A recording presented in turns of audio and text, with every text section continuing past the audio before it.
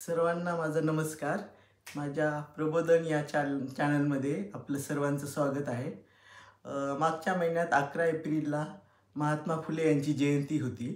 त्यानिमित्ताने महात्मा फुले आणि सावित्रीबाई फुले यांच्या जीवनावर आधारित फुले नावाचा चित्रपट येणार होता. परंतु त्याला काही ब्राह्मण संघटनांनी विरोध केला. त्यामध्ये काही ब्राह्मण स्त्रियांचं असं म्हणणं होतं की त्यामध्ये एक सीन दाखवलेला आहे. एक शेंडी असलेला जानवं घातलेला मुलगा सावित्रीमाईवर चिखलफेक करत आहे. तर ते दृश्य हटवा आणि त्या दृश्यामुळे आमच्या मुलांवर वाईट परिणाम होईल असं त्या स्त्रियांचं म्हणणं होतं. त्यावरून हा व्हिडिओ मला काढावासा असं वाटलं. महात्मा फुले आणि सावित्रीबाई फुलेंच्या काळातली आपण परिस्थिती पाहिली तर त्या काळामध्ये समाज अतिशय वाईट परिस्थितीमध्ये होता. म्हणजे इंग्रजांची गुलामी आपल्या देशावर होती. त्यामध्ये जातीयता होती, उच्च नीच असे भेदभाव होते. शूद्र, अतिशूद्र, मागास किंवा अस्पृश्य समाज असा भेदभाव त्या काळामध्ये खूप मोठ्या प्रमाणात होता. समाजात अज्ञान होतं, अंधश्रद्धा होत्या आणि शूद्र, अतिशूद्रांना आणि मागास किंवा अस्पृश्य समाजाला शिक्षणाचा अधिकार नव्हता, संपत्ती जमा करण्याचा अधिकार नव्हता. त्यांना कुठलेही सामाजिक न्याय त्यांना कुठलाच मिळत नव्हता. अशी त्यांची परिस्थिती होती. तर ह्या परिस्थितीला ही परिस्थिती कशामुळे आली तर समाजाचा अज्ञान किंवा शिक्षणाचा अभाव हे महात्मा फुलेंनी त्या काळी ओळखलं. खरं तर महात्मा फुलेंना इंग्रजाविरुद्ध चळवळीमध्ये भाग घ्यायचा होता, त्यांना लढा द्यायचा होता. त्यासाठी त्यांनी व्यायाम केला, शरीर कमावलं, दांडपट्टा किंवा शस्त्र चालवण्याचं प्रशिक्षण घेतलं होतं.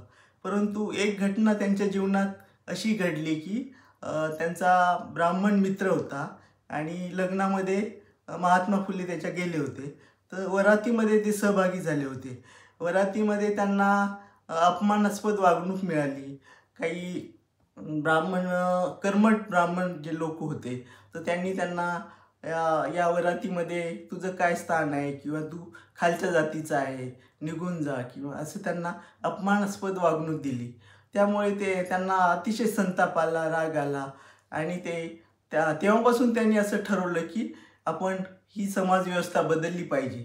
इंग्रजांची गुलामी तर फक्त 100 वर्षाची आहे, परंतु ही गुलामी अनेक वर्षापासून आहे आणि ही गुलामी बदलणं किंवा ह्या गुलामगिरीतून समाजाला मुक्त करणं हेच मग महात्मा फुलेंनी आपल्या जीवनाचं ध्येय ठरवलं. नंतर मग महात्मा फुले आणि सावित्रीबाई फुलेंनी मग या समाजाला शिक्षण देण्याचं एक महत्त्वाचं काम आपण केलं पाहिजे हे त्यांनी मनोमन ठरवलं. या मागास समाजाला गुलामगिरीतून बाहेर काढण्यासाठी, त्यांना आपल्या हक्काची जाणीव करून देण्यासाठी त्यांना शिक्षित केलं पाहिजे हे मग महात्मा फुलेंनी ठरवलं.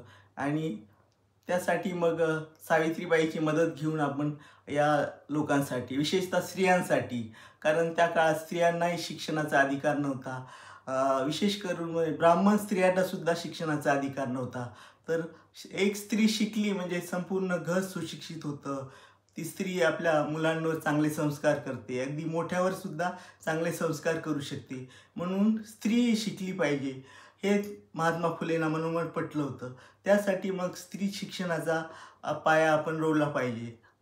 तर शिक्षणासाठी शाळा काढण्यासाठी तर त्यांना समाजाचा प्रचंड विरोध होता. कर्मठ लोक त्यांना प्रचंड विरोध करू लागले आणि घरातून सुद्धा त्यांना विरोध होऊ लागला. त्यांचे वडील धार्मिक स्वभावाचे होते, रूढी परंपरा मानणारे होते आणि समाजाचा रोष कशाला आपण पत्करावा. ते मग महात्मा फुलेंना सांगू लागले की तू हे शाळा वगैरे काढण्याच्या भानगडीत पडू नको. ज्या समाजाच्या रूढी आहेत त्याच आपण मान्य केल्या पाहिजेत. परंतु महात्मा फुलेंना हे पटलं नाही आणि काही कर्मठ लोकांनी मग त्यांच्या कुटुंबावर बहिष्कार टाकण्याची धमकी दिली. त्यामुळे मग महात्मा फुले आणि सावित्रीबाई यांनी घर सोडण्याचा निर्णय घेतला आणि मग उस्मान शेख आणि फातिमा शेख यांच्या घरी मग ते आश्रयास गेले. त्यांनी त्यांना राहण्याची व्यवस्था केली, त्यांना खूप सहकार्य केलं आणि त्या काळामध्ये मग मुलींना शिकवण्यासाठी शिक्षिका उपलब्ध नव्हत्या.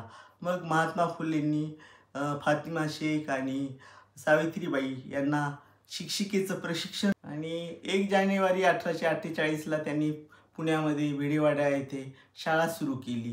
ती पहिली मुलींची शाळा होती. त्यामध्ये 6 मुलींनी प्रवेश घेतला होता. त्यामध्ये 4 मुली ब्राह्मण समाजाच्या होत्या. त्यानंतर त्या काळामध्ये मुलींचे विवाह खूप कमी वयात व्हायचे आणि मोठ्या वयाच्या पुरुषाशी त्यांचं लग्न केलं जायचं. त्यामुळे बऱ्याच मुली ह्या कमी वयामध्ये विधवा व्हायच्या. मग विधवांच्या दुःखाला पारावार राहायचा नाही. त्यांना घरातच निकृष्ट दर्जाची वागणूक मिळत होती. त्यांना अंधाऱ्या कोठडीत राहायला त्यांची व्यवस्था केली जायची किंवा त्यांना कुठल्याही समारंभात भाग घेता येत नव्हता. त्यांना अशुभ समजले जाई आणि त्यांच्यावर अन्याय अत्याचार व्हायचे. मग त्यातून त्या जर प्रेग्नेंट राहिल्या तर मग त्या स्वतःच्या बाळाची हत्या करायच्या किंवा मग त्या स्वतः आत्महत्या करायच्या. अशामध्येच एक काशीबाई नावाची एक विधवा ब्राह्मण स्त्री होती. तर ती आत्महत्या करण्यासाठी निघाली होती. तर तिला महात्मा फुलेंनी वाचवलं, घरी आणलं आणि मग अशा महिलांसाठी काहीतरी केलं पाहिजे म्हणून बालहत्या प्रतिबंधक गृह तयार केलं. त्यामध्ये अशा विधवा स्त्रियांनी यावं आणि इथे आपल्या मुलांना जन्म द्यावा आणि त्या इथेच मुलांना सोडून जाऊ शकतात. त्या मुलांचं बालसंगोपन आम्ही करू अशा पाट्या सावित्रीबाईंनी आपल्या दारावर लावल्या होत्या. आणि ह्या विधवा स्त्रिया मग अशा यायच्या, त्यांचं बाळंतपण सावित्रीबाई करायच्या. त्यामध्येच काशीबाई नावाच्या त्या ब्राह्मण स्त्रीचं पण त्यांनी बाळंतपण केलं आणि तिला जो मुलगा झाला त्याला दत्तक घेतलं. त्याला शिकून सवरून लहानाचं मोठं केलं आणि डॉक्टर बनवलं. आणि कोकणातील ज्या विधवा स्त्रिया होत्या त्यांची अतिशय वाईट परिस्थिती होती. त्यांना त्या तरुण मुली ज्या विधवा झाल्या तर त्यांचं केस मुंडन केलं जायचं, त्यांना विद्रूप केलं जायचं आणि मग त्यांना अतिशय मानहानिकारक जीवन जगावं लागत होतं. तर ह्या अनिष्ट रूढीपासून वाचवण्यासाठी मग महात्मा फुले आणि सावित्रीबाईंनी मग नाव्यांना एकत्र केलं, नाव्याचा संप घडवून आणला. नाव्यांनीसुद्धा या संपाला पुढाकार घेतला आणि त्यांना सहकार्य करण्याचं ठरवलं. आजपासून आम्ही विधवांच्या केसांना कात्री लावणार नाही अशी शपथ घेतली आणि स्वतःचा रोजगार बुडवून त्यांनी या संपास सहकार्य केलेलं आपल्याला दिसून येतं. यामध्ये अनेक ब्राह्मण लोकांनी त्यांना सहकार्य केलेले दिसून येते. म्हणजे भिडेंनी आपला वाडा शाळेसाठी दिला. त्यांचे सहकारी अनेक सहकारी ब्राह्मण समाजाचे होते. ते पुरोगामी विचाराचे होते. म्हणजे समाजाचा रोष पत्करून त्यांनी महात्मा फुलेंना सहकार्य केल्याचं आपल्याला दिसून येतं. त्यांचंही कौतुक करायला पाहिजे. महात्मा फुलेंचा विरोध ब्राह्मण जातीला नव्हता हे यावरून दिसतं. तर ब्राह्मण्यवादाला त्यांचा विरोध होता. कोणताही माणूस हा वाईट नसतो, तर माणसाची प्रवृत्ती वाईट असते. ह्या वाईट प्रवृत्तीशी त्यांचा लढा होता. महात्मा फुले आणि सावित्रीबाईंनी समाजासाठी संपूर्ण आयुष्य खर्च केलेलं दिसतं आणि या अनिष्ट रूढी परंपरा नष्ट करण्यासाठी समाजाचा विरोध पत्करून आपल्या आयुष्याचं संपूर्ण आयुष्य त्यांनी अर्पण केलेलं आपल्याला यावरून दिसून येतं. महात्मा फुले आणि सावित्रीबाई फुले यांनी जो महान त्याग केला आणि संघर्ष केला त्याला जगात तोड नाही. त्यांनी आपल्या स्त्रियांसाठी जे शिक्षणाची दारं खुली करून दिली, त्यामुळे आपण आज महिला ज्या आहेत त्या मान सन्मानाचं जीवन जगतो आहोत. प्रत्येक क्षेत्रामध्ये स्त्रियांनी जी मोलाची कामगिरी केली आहे, प्रगती केली आहे. आपल्या देशाच्या राष्ट्रपती पदावर महिला आज आहेत. याचं सर्व श्रेय या महापुरुषांना जातं. आपण पाहतो की महापुरुष हे कोणत्याही जातीचे नसतात, तर ते सर्व समाजाचे असतात. सर्व समाजासाठी ते काम करतात. त्यांच्या मनामध्ये करुणा, प्रेम सर्वांसाठी असते. अशा महापुरुषाबद्दल आपण कृतज्ञता व्यक्त करायला पाहिजे. त्यांचे उपकार तर आपल्याकडून कधी फिटू शकणार नाही, परंतु त्यांचे विचार जरी आपण आत्मसात केले आणि समाजात प्रचार प्रसार केला तरी हे पण समाजामध्ये सुधारणा घडण्यासाठी किंवा समाज परिवर्तनासाठी खूप महत्त्वाचं आहे. आणि हा चित्रपट मी अशी विनंती करेल की सर्वांनी हा चित्रपट पाहावा, आपल्या मुलांना दाखवा. कारण मुलांना खरा इतिहास माहिती पाहिजे. म्हणजे बाहेरून कुठून चुकीची माहिती देण्यापेक्षा आपण स्त्रियांनी याच्यामध्ये पुढाकार घेऊन मुलांना खरा इतिहास सांगितला पाहिजे. अशा महापुरुषांची चरित्र त्यांना वाचायला द्यावी. कारण ही जी नवीन पिढी आहे त्या नवीन पिढीला मग त्यांचे विचार कळतील, आपला खरा इतिहास कळेल आणि इतिहासातून आपण शिकत असतो.